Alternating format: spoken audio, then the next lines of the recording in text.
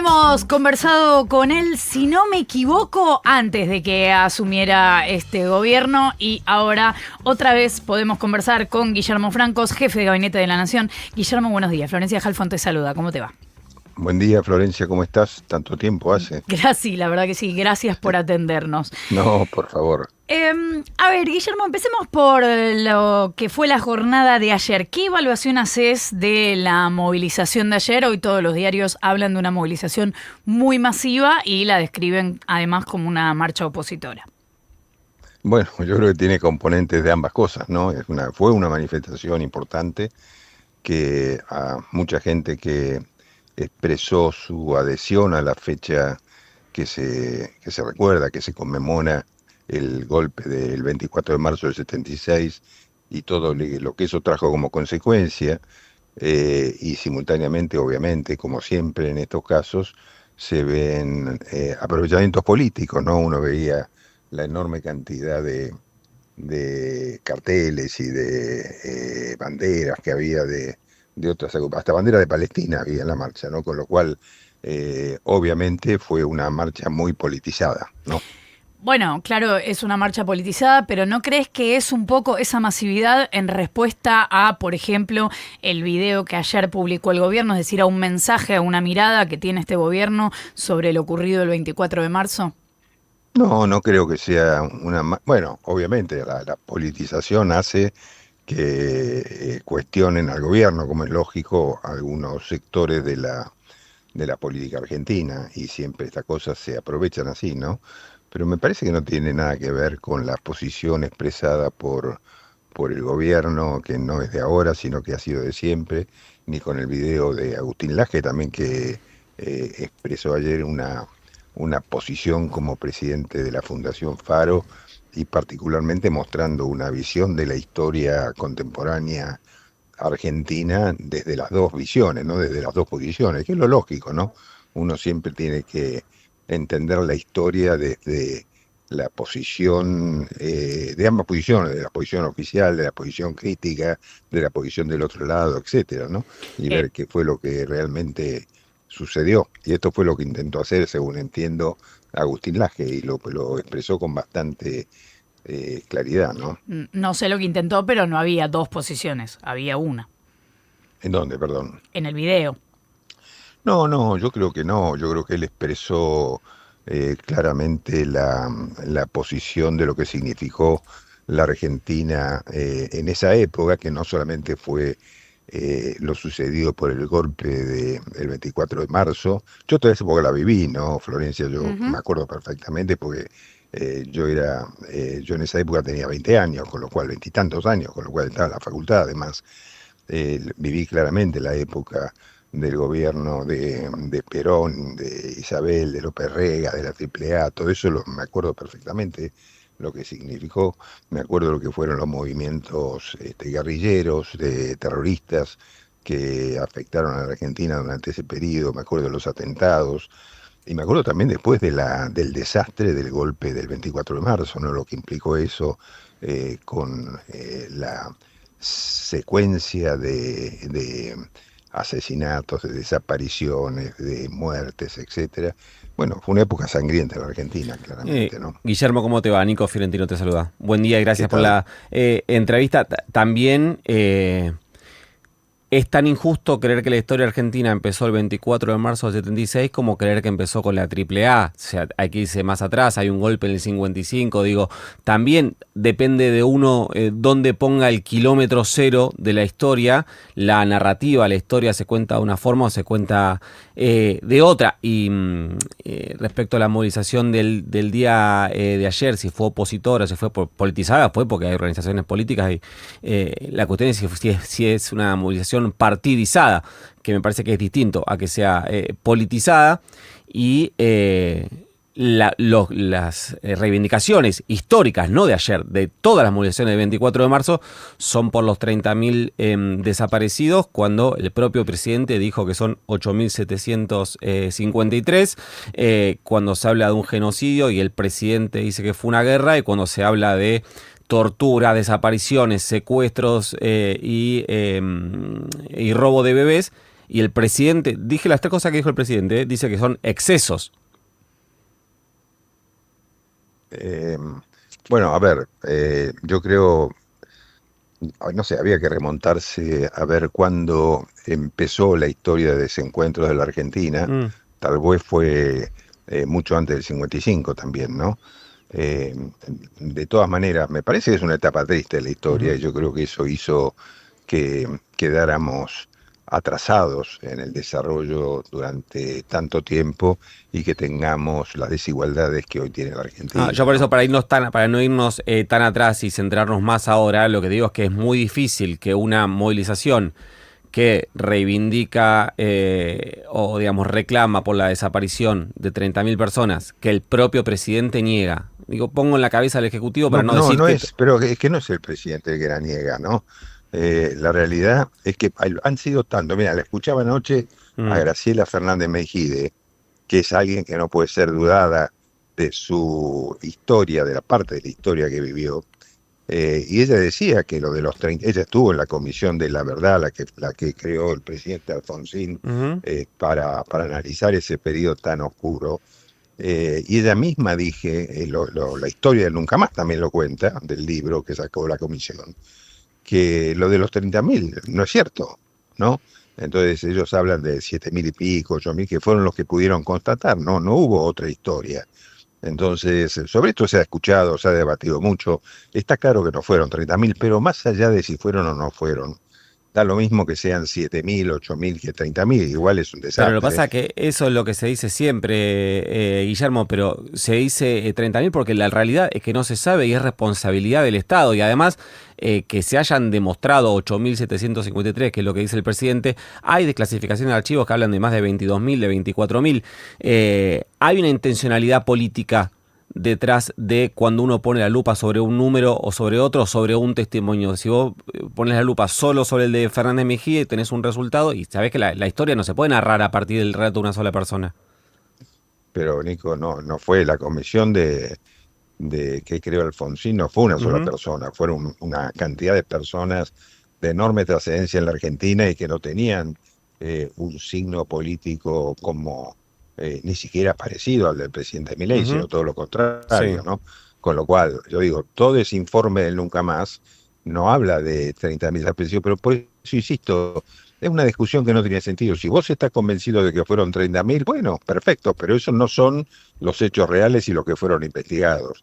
La desclasificación de documentos, el presidente la autorizó totalmente para que vayan al Archivo General de la Nación, ningún problema. Yo ayer le decía a un colega tuyo Sí. que hace poco tiempo atrás vino la Fundación Simón Wiesenthal a verlo al presidente Milei. Fíjate vos, todavía están investigando la consecuencia del genocidio real que fue lo que pasó en la Segunda Guerra Mundial con la masacre de millones de judíos. Bueno, en la Comisión Simón Wiesenthal lo que busca es las responsabilidades que hubo en una parte aquí en la Argentina de sectores políticos que de alguna manera ayudaron a que se manejen fondos de nazis aquí en el país a través de una serie de bancos suizos.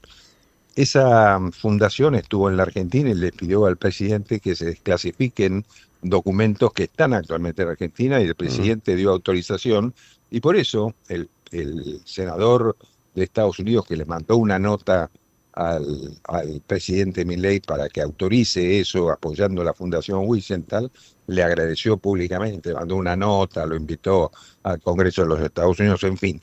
O sea, yo lo que te quiero decir con esto es, Sí. si la Fundación Simón Wiesenthal, después de 60, 80 años, sigue investigando estos hechos, en la que murieron millones de personas, calcula que nosotros estamos en una discusión sobre si fueron 8.000 o fueron 30.000, ¿no? Entonces yo digo, no tiene importancia en Mm. definitiva cuántos fueron. Está claro que no fueron 30.000, pero tampoco tiene importancia eso, Y para las personas que porque buscan a sus familiares sí tiene importancia, Guillermo. ¿pero qué busca? ¿Pero quién busca a su familia? ¿De dónde estamos? A ver, ¿cuál es de dónde sacás vos que hay 30.000 familias que buscan a sus seres querido, eso no existe.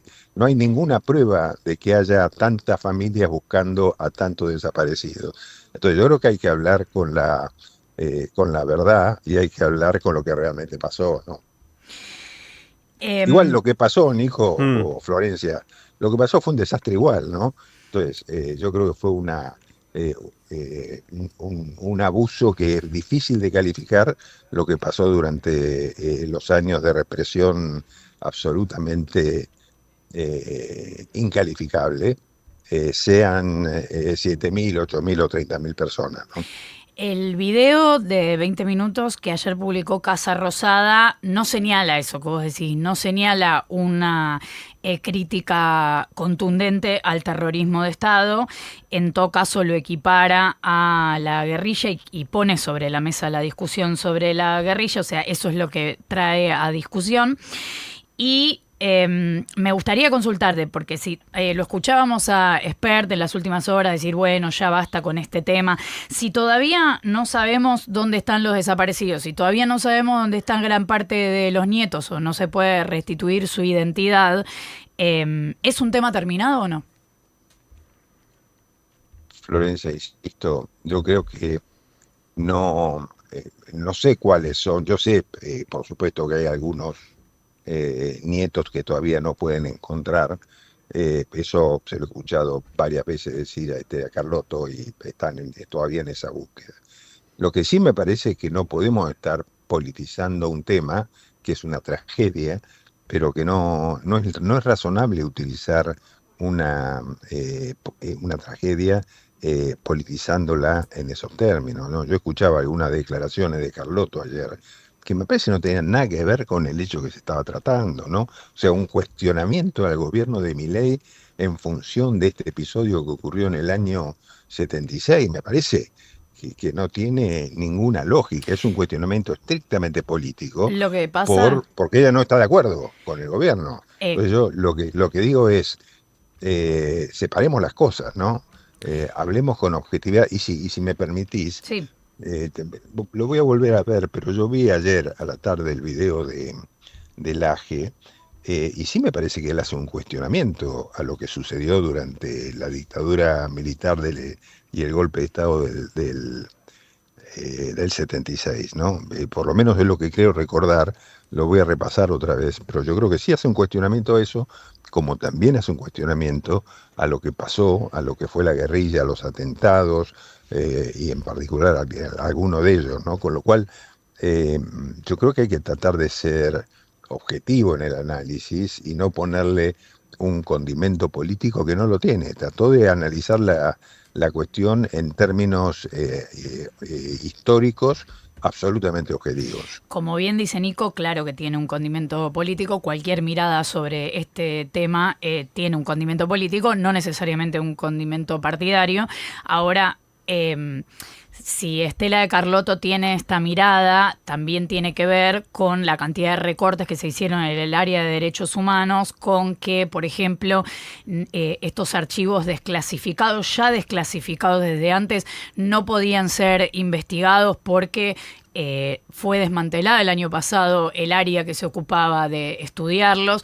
Entonces, la crítica a lo mejor también tiene que ver con cómo le afecta directamente todo esto.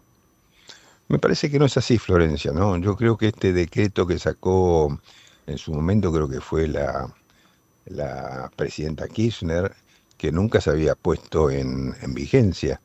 Y ahora el gobierno lo que hace es pasar todos estos archivos a el Archivo General de la Nación para que cualquiera pueda consultarlos. Y me parece que es una medida tan apropiada como la que te comentaba recién que resolvió el presidente Milei con respecto a los archivos que existían de la época del nazismo en la Argentina, que fue durante el gobierno del Perón, ¿no? Guillermo, quiero aprovechar para hacerte otras consultas sobre otros temas de agenda. ¿Evalúa el Poder Ejecutivo retirar los pliegos de los dos candidatos a la Corte Suprema, Manuel García Mansilla y Ariel Lijo, antes de la sesión prevista en el Senado, que es el 3 de abril, para discutirlos?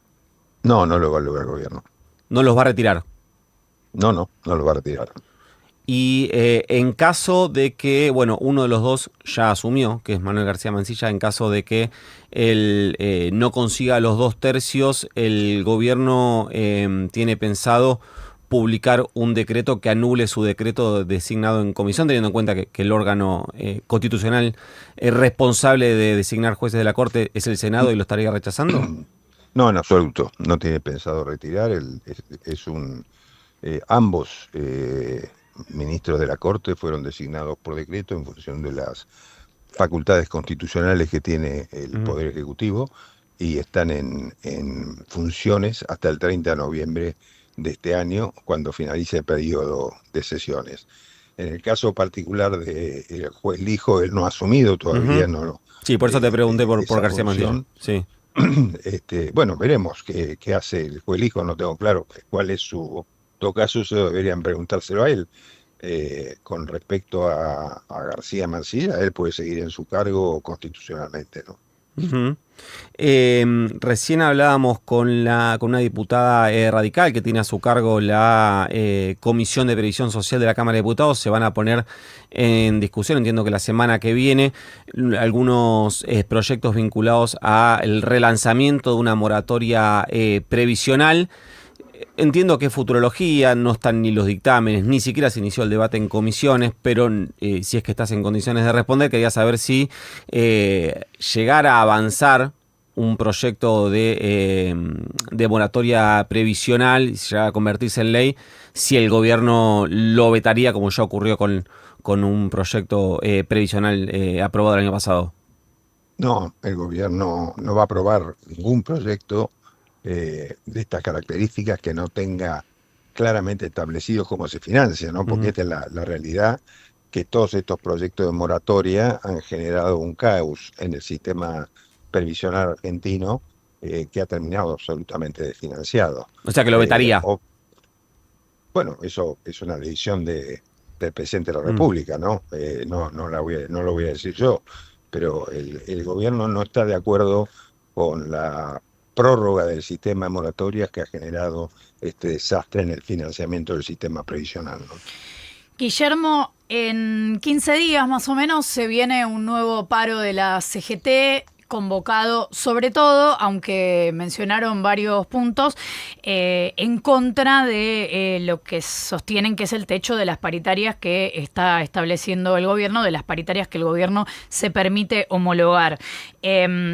Cerró Camioneros con un poquito más arriba, pero con una paritaria bastante a tono con lo que el gobierno se propone.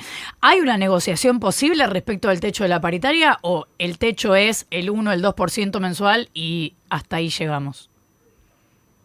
Bueno, a ver, las condiciones macroeconómicas de la Argentina han cambiado, la inflación ha bajado, lo que el gobierno pretende es que los acuerdos salariales estén de acuerdo con la inflación que tiene actualmente el país, que es absolutamente diferente y baja, con lo cual entiende que los acuerdos salariales que incluyen las paritarias tienen que estar en esos niveles, ¿no?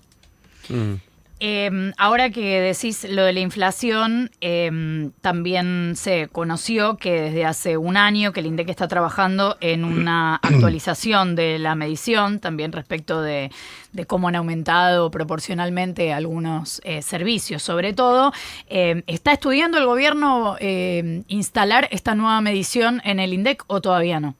No, bueno, es un tema del INDEC, ¿no? Yo sé que el INDEC viene analizando esto hace mucho tiempo, de cómo cuáles son los temas que se incluyen en el análisis del índice, pero es un tema que tendrá que plantearlo y explicarlo el INDEC, ¿no? No es un tema en el que el gobierno esté particularmente trabajando, ¿no?